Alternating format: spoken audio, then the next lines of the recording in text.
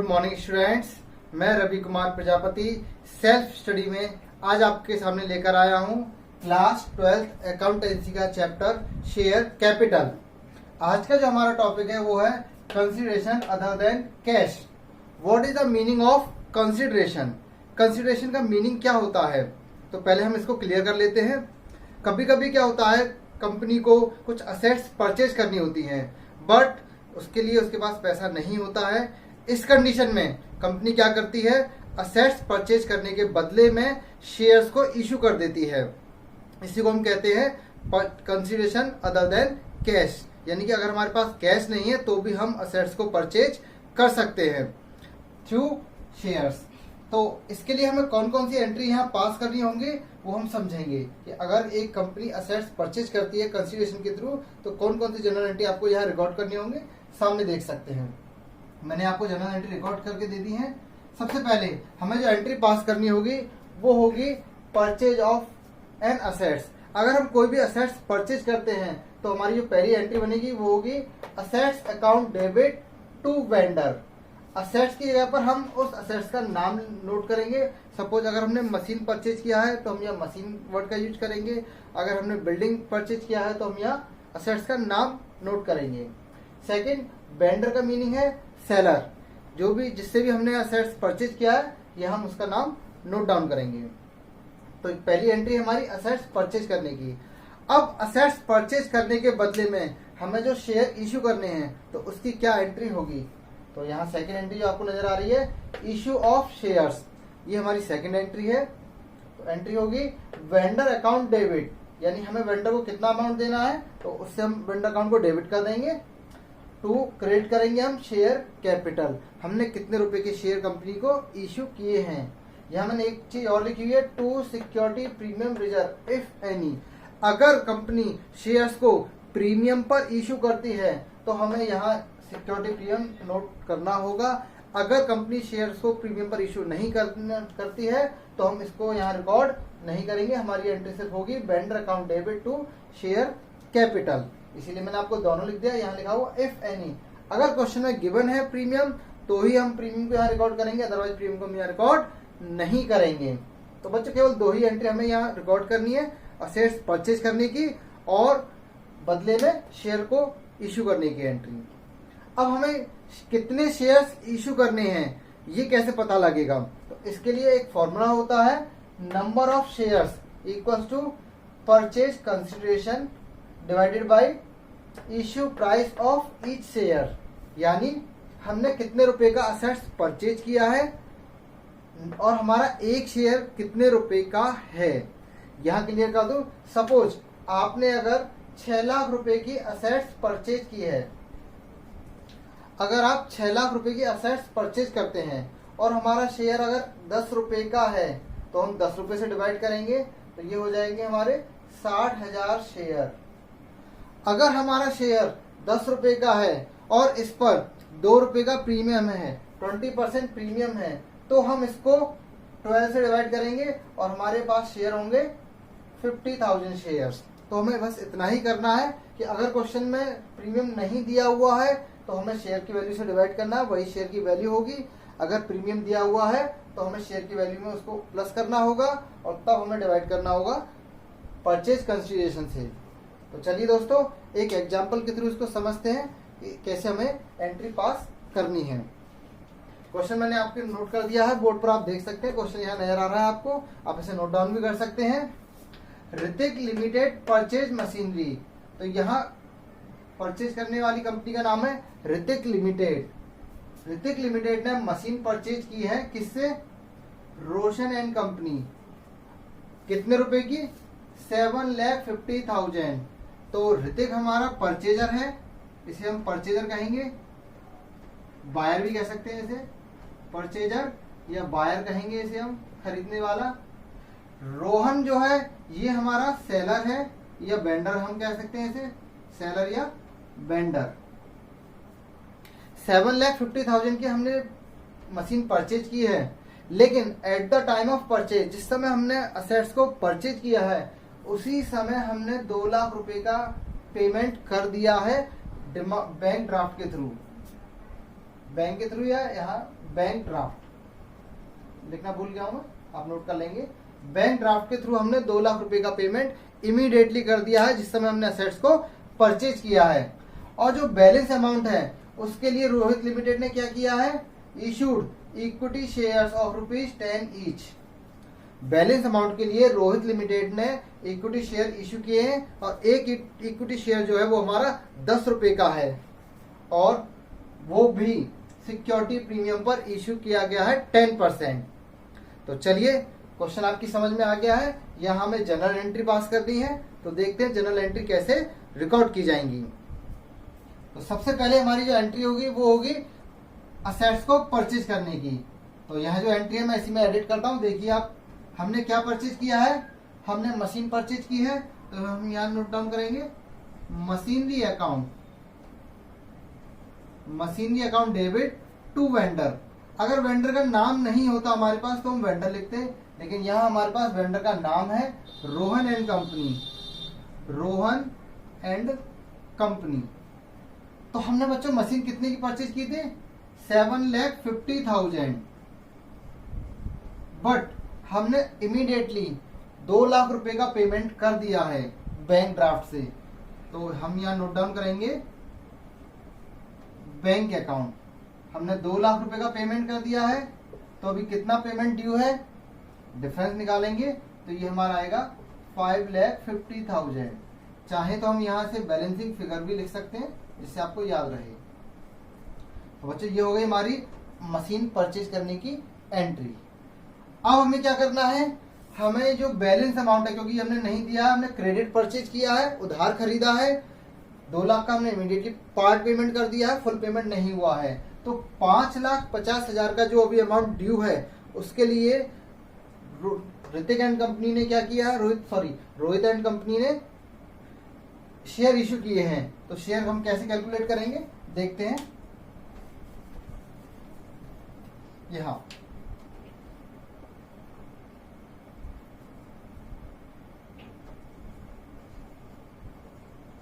Rohan and company को हमें कितना अमाउंट पे करना है, 5,50,000। इतना अमाउंट हमें रोहित एंड कंपनी को पे करना है। अब यहाँ इक्विटी शेयर है तो आप इक्विटी वर्ड का यूज करेंगे टू इक्विटी शेयर कैपिटल। तो कितने शेयर इश्यू किए जाए जिससे हमारा ये पेमेंट पूरा हो जाए। तो यहाँ देखेंगे आप, हमें जो पेमेंट करना है, परचेज कंसिडरेशन का मीनिंग है 5,50,000 का हमें पेमेंट करना है। हमारा जो एक शेयर है वो है 10 रुपए का, और मैंने आपको बताया अगर प्रीमियम पर इश्यू किया गया है तो हम प्रीमियम को इसमें प्लस कर देंगे। 10 रुपीज का अगर हम 10% निकालेंगे तो ये होगा हमारा 1 रुपया। तो हमारे जो शेयर की वैल्यू हो जाएगी वो 11 रुपये हो जाएगी। और अगर हम 11 से डिवाइड करेंगे तो हमारा जो आंसर आएगा वो होगा 50,000 शेयर्स। तो बच्चों यहाँ क्लियर हो गया कि हमें अगर इस अमाउंट का पेमेंट करना है तो इसके लिए हमें 50,000 शेयर इश्यू करने होंगे। किसको, रोहन एंड कंपनी को। तो देखिए कैसे हम करेंगे, 50,000 शेयर्स, 50,000 शेयर है हमारा, 10 रुपए का हमारा एक शेयर है, तो ये अमाउंट हो गया हमारा 5 लाख। 5 लाख का पेमेंट हो गया हमारा शेयर्स के थ्रू, और हमने प्रीमियम पर इशू किया है तो 50,000, 1 रुपए का हमारा प्रीमियम है, तो ये अमाउंट निकल कर आएगा 50,000। तो इस तरह से जो हमारा पेमेंट होगा वो हो जाएगा 5,50,000। तो ये है हमारा शेयर्स के थ्रू असेट्स को परचेज करने का तरीका। इसी को कहा जाता है कंसीडरेशन अदर देन कैश, यानी हमने मशीन भी परचेज कर ली और हमारे पास से पूरा अमाउंट कैश भी नहीं गया, हमने पार्ट पेमेंट किया हुआ है, बचे हुए पेमेंट के लिए हमने शेयर को इश्यू कर दिया। तो बच्चों ये है, सिंपल सा कॉन्सेप्ट है, केवल हमें 2 एंट्री पास करनी है, ज्यादा एंट्री रिकॉर्ड नहीं करनी है। तो अभी बच्चों हमने केवल एक असेट्स परचेज किया था, लेकिन कभी कभी क्या होता है कि हम किसी रनिंग बिजनेस को परचेज कर लेते हैं, यानी कोई ऐसा बिजनेस जो हो सकता है इनकेस वो डूबने की कंडीशन में हो, अच्छी कंडीशन में ना हो, तो हम पूरे बिजनेस को ही परचेज कर लेते हैं। तो अगर हम किसी बिजनेस को परचेज करते हैं तो एंट्री कैसे रिकॉर्ड होगी, चलो अब उसको समझते हैं। दोस्तों अब हम देखेंगे कि अगर एक कंपनी पूरा रनिंग बिजनेस को परचेज करती है तो हम कैसे एंट्री को रिकॉर्ड करेंगे। तो यहाँ मैंने आपको एंट्री बनाई कर दी हुई है, आप नोट कर सकते हैं। अगर पूरा बिजनेस परचेज किया जाता है तो एंट्री होगी सन्ड्री असेट्स अकाउंट डेबिट, यानी जितनी भी असेट्स हमने खरीदी हैं, जितनी भी बिजनेस के बाद असेट्स थी उन सबको यहाँ डेबिट किया जाएगा। Like machine, building, land, plant etcetera, सबके नाम आप यहाँ नोट डाउन करेंगे। इसके बाद यहाँ लिखा हुआ गुडविल अकाउंट, ये है बैलेंसिंग फिगर। ये भी बताऊंगा ये क्यों आता है, क्योंकि गुडविल असेट्स होती है तो ये कैसे आएगा ये भी मैं भी बताऊंगा। इसके बाद टू सन्ड्री लायबिलिटीज, कंपनी के पास जिस बिजनेस को हम खरीद रहे हैं उस बिजनेस के पास जितनी भी लायबिलिटी होंगी, क्रेडिटर, लोन एक्सेट्रा, वो सारी लायबिलिटीज को हम यहाँ क्रिएट कर देंगे 1 by 1। इसके अलावा टू वेंडर, वेंडर को हमें कितना अमाउंट देना है या हमने वेंडर कितने अमाउंट का हमने बिजनेस परचेज किया है, ये अमाउंट वहां दिया जाएगा। इसके आगे भी बैलेंसिंग फिगर लिखा हुआ है और द लास्ट में लिखा हुआ है टू कैपिटल रिजर्व, और इसके आगे भी बैलेंसिंग फिगर लिखा हुआ है। तो पूरी जनरल एंट्री में अगर हम देखें तो 3 बार मैंने बैलेंसिंग फिगर को यूज किया है। ये 3 फिगर वो है जो बैलेंस करके आने वाली हैं। यानी अगर हमारी लायबिलिटी ज्यादा है, सपोज हमारी लायबिलिटी अगर यहाँ 6 लाख रुपए की है और हमारी कैप जो हमें वेंडर को पे आउट करना है वो है 10 लाख रुपए का, और अगर हमारी असेट जो 5 लाख रुपए की है, तो क्रेडिट साइड और डेबिट साइड का टोटल हमेशा इक्वल होता है, ये आप जानते हैं। तो ये हो गया 16 लाख और ये हमारा 5 लाख, तो डिफरेंस जो होगा वो हो जाएगा 11 लाख रुपए। तो ये क्या होगा, ये हमारी गुडविल होगी। आप सोच सकते हैं ना कि अगर हम 16 लाख रुपए किसी को दे रहे हैं और बदले में हमें केवल 5 लाख का मिल रहा है, तो हम 11 लाख किसी को क्यों पे करेंगे जब हमारे पास असेट्स केवल 5 लाख रुपए का आ रहा है। तो इसका सीधा सा मीनिंग ये है कि कंपनी की गुडविल बहुत अच्छी है, इसीलिए उसको हमें एक्स्ट्रा अमाउंट पे करना पड़ रहा है। तो अगर कभी भी हमारी एसेट साइड कम होगी, बैलेंस कम होगा, तो हम उसे लिखेंगे गुडविल के नाम से। ऑन द अदर हैंड अगर ये हमारी साइड ज्यादा है, सपोज ये हमारा होता है 11 लाख, मानो हमारा गुडविल नहीं है और हमने जो असेट्स खरीदी है वो 22 लाख रुपए की है, लायबिलिटी हमारी 6 लाख की ही मान लीजिए, वेंडर को हमें 10 लाख पे करना है, तो भी अगर हम देखें तो ये 16 लाख हो रहा है, जबकि हमारे पास असेट्स आई हैं 22 लाख रुपए की। तो बाकी का अमाउंट हमारे पास क्या हुआ, ये हमारा प्रॉफिट हो गया, क्योंकि 22 लाख रुपए की असेट्स को आपने केवल 16 लाख पे करके ले लिया। तो इसका मतलब जो डिफरेंस है हमारा 6 लाख रुपए, वो क्या होगा, कैपिटल रिजर्व, ये हमारा कैपिटल बेनिफिट हो गया, हमारे पास प्रॉफिट हो गया 6 लाख रुपए का। तो इसे हम बैलेंसिंग फिगर से नोट करेंगे। तो ये 3 फिगर जो है ये बैलेंस करके आएंगी।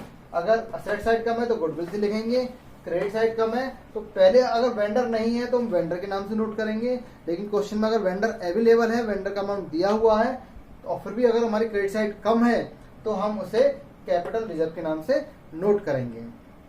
तो दोस्तों यही है हमारी बस एक एंट्री।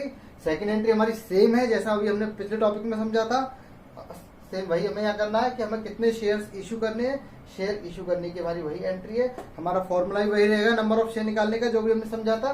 कैसे इस एंट्री को रिकॉर्ड करना है, सामने आपके एक क्वेश्चन नजर आ रहा है, इसे आप देख सकते हैं। Madhav limited issued shares, Madhav limited ने शेयर्स इशू किए हैं। तो यहाँ एक बात क्लियर हो जाती है कि माधव लिमिटेड ने असेट्स परचेज किए हैं, पूरा बिजनेस माधव लिमिटेड ने परचेज किया है, यानी ये हमारा बायर है। इसे हम क्या कहेंगे, माधव को बायर, खरीदने वाला। 10 रुपए का एक शेयर है, 25% प्रीमियम है, यानी 1 रुपए पर 10 रुपए पर हम 25% निकालेंगे तो ये आएगा 2.5। इसके बाद हमने जो रनिंग बिजनेस खरीदा है वो किसका खरीदा है, गुप्ता ब्रदर्स का। गुप्ता ब्रदर्स का हमने रनिंग बिजनेस परचेज कर लिया है और इसके लिए हमने 15 लाख रुपए गुप्ता ब्रदर्स को देने हैं बिजनेस को परचेज करने के लिए। और हमें इस बिजनेस में क्या क्या मिला है, हमने असेट्स खरीदी हैं, लायबिलिटीज खरीदी है, वो किस तरह से है नीचे हमें दिया गया है। प्लांट हमने 5 लाख रुपए का लिया है, ट्रक हमने 7 लाख रुपए का लिया है, स्टॉक हमने 3 लाख रुपए की ली है, मशीन 6 लाख रुपए की हमें मिली है, और क्रेडिटर का हमें पेमेंट करना होगा 5 लाख। यानी हमें असेट्स खरीदने के साथ साथ, असेट्स तो हमें मिली ही है बिजनेस खरीदने में, लेकिन बिजनेस पर कुछ कर्ज होता है, कुछ लोन होता है, तो वो भी तो हमें पे आउट करना होगा। तो जो हमने असेट्स मिली है उसी के साथ हमें कुछ लायबिलिटीज भी यहाँ मिली है कि आपको 5 लाख रुपए का पेमेंट भी करना है। अब आपको एंट्री पास करनी है, तो देखते हैं कैसे एंट्री रिकॉर्ड होंगी। तो सबसे पहले हमें क्या देखना है कि हमारा बायर कौन है और सेलर कौन है। हमारा बायर है माधव, तो हमें माधव के यहाँ पर एंट्री रिकॉर्ड करनी है। सेलर हमारा है गुप्ता एंड ब्रदर्स, तो हम यहाँ नाम चेंज कर देंगे। तो एंट्री को मैं देखिए कैसे एंट्री रिकॉर्ड होगी।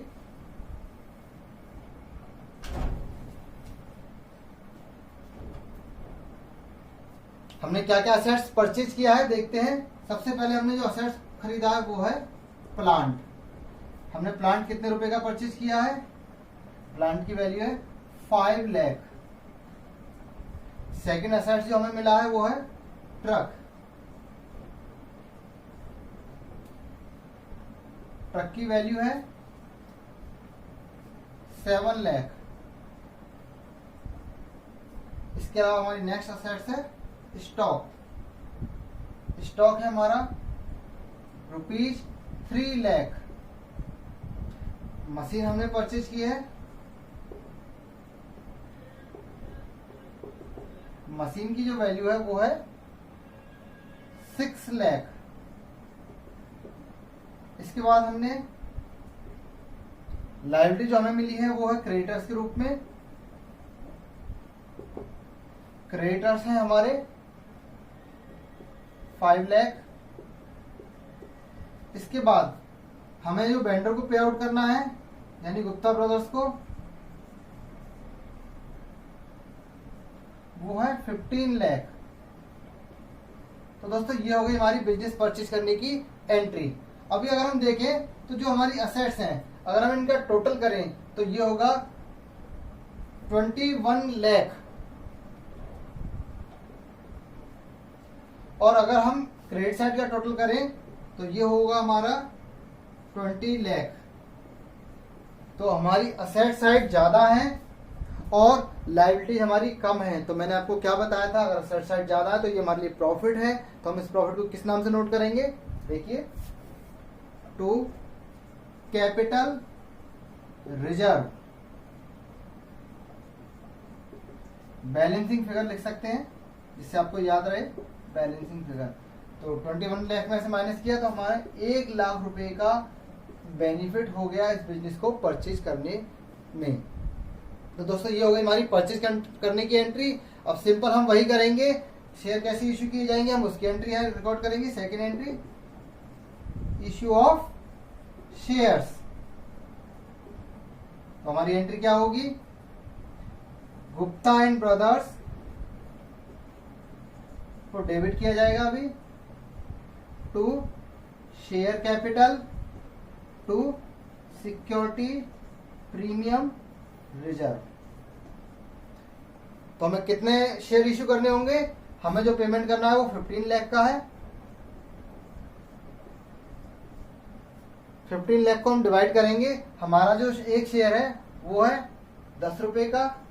अगर इसका 25% निकाले ₹10 का, 10 का अगर हम 25% निकालेंगे तो ये आएगा 2.5। तो 2.5 हम इसमें प्लस करेंगे तो ये हमारी वैल्यू जो बनेगी वो होगी 15 लाख डिवाइडेड बाई 12.5।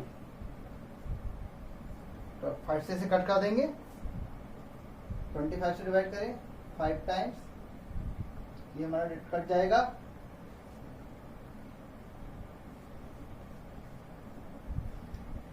और कट कर देंगे हम इसको, तो ये हमारा हो गया 1,20,000 शेयर्स हमें इश्यू करने होंगे अगर हमें वेंडर को 15 लाख रुपए का पेमेंट करना है। तो अभी देखते हैं कैसे हमें रिकॉर्ड करना है। 15 लाख का पेमेंट करना है हमें वेंडर यानी गुप्ता एंड ब्रदर्स को। 1,20,000 हमें शेयर देने होंगे। 1,20,000 शेयर, 10 रुपए का हमारा एक शेयर है। 1,20,000 शेयर पे 2.5 रुपए का हमारा प्रीमियम है। मल्टीप्लाई करेंगे तो ये हो गया हमारा 12 लाख। इसका हम मल्टीप्लाई करेंगे तो ये हो गया हमारा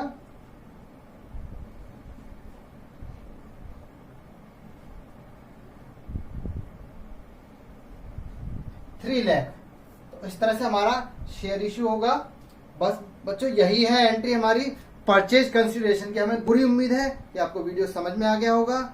परचेज कंसिडरेशन क्या होता है, जब भी हम असेट्स खरीदते हैं तो कैसे एंट्री पास होती है, कौन कौन सी एंट्री पास होती है, ये आपको इस वीडियो में समझ में आ गया होगा।